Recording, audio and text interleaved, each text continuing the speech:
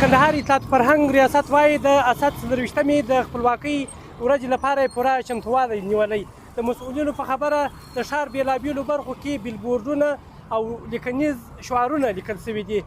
دوی له خلکو څخه غواړي چې دغه ورځ په ځانګړو مراسمو له دوی سره یو ځای ولمانځي.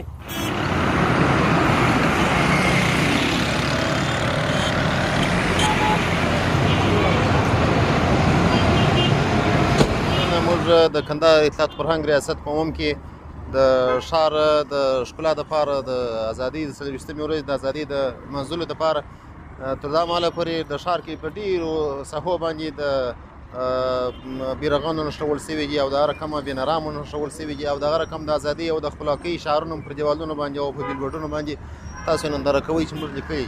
ازادۍ د ښځې خاص د ازادۍ د ورځې د لمانځلو دپاره به د هغې ورځې دپاره ځانګړي ترتیبات په نظر کې لرو.